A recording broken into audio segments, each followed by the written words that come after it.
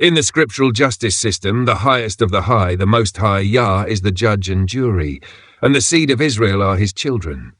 These are their stories.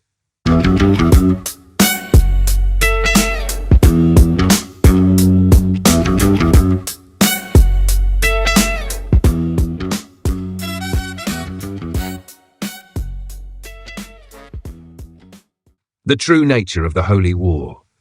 This was never just a political conquest or an economic project. It was a holy war, launched to replace, convert, destroy, and rename the true children of Israel.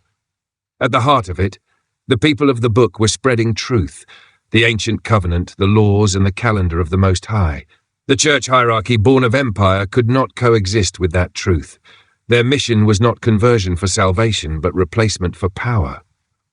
To become the nation they erased, to crown themselves as the priesthood of the world instead of the Israelites.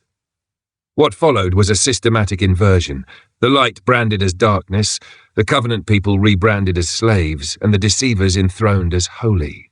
From the Inquisition forward, every act of persecution carried the same seed, the seed of rebellion against the Most High. Each decree, each papal bull, each conquest, each ship, another layer of the same deception. It looked religious, it sounded righteous, but in truth it bore the seeds of Satan, a counterfeit priesthood and a counterfeit kingdom built on blood lies and identity theft. When you stand back and look at the pattern, it reads like envy written across time. A people chosen to serve became a people hunted. Their teachers were silenced, their names replaced, their faith rewritten. Also, another throne could claim their light. This wasn't just politics or power, it was jealousy dressed as holiness. Generation after generation, that envy hardened into law, crown, and cross, until the original nation was scattered and the imitators took their place. What began as spiritual rivalry became a global order of confusion.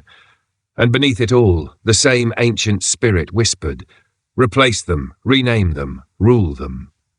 That is the root of the timeline, a history of envy weaponized, a counterfeit kingdom built in the image of stolen holiness. This was never just a campaign of conquest or colonization.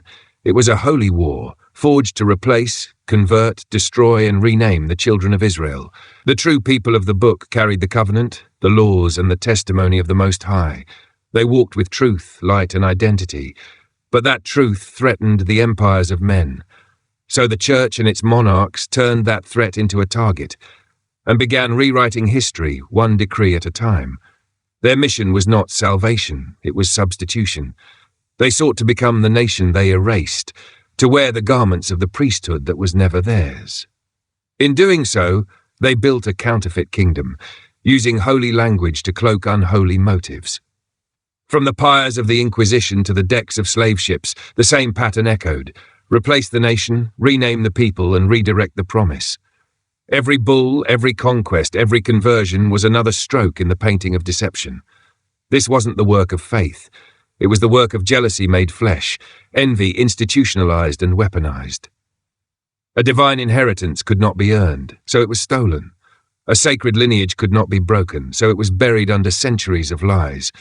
And yet, even buried, truth breathes, because the covenant can be imitated, but never replicated. What was born of the Most High cannot be replaced by the hands of men. Welcome to Yah and Order. I'm just flying high on my horse. I live by peace while you incite wars. I just mind my business, I just mind my business. While you just in your feelings, you just in your feelings.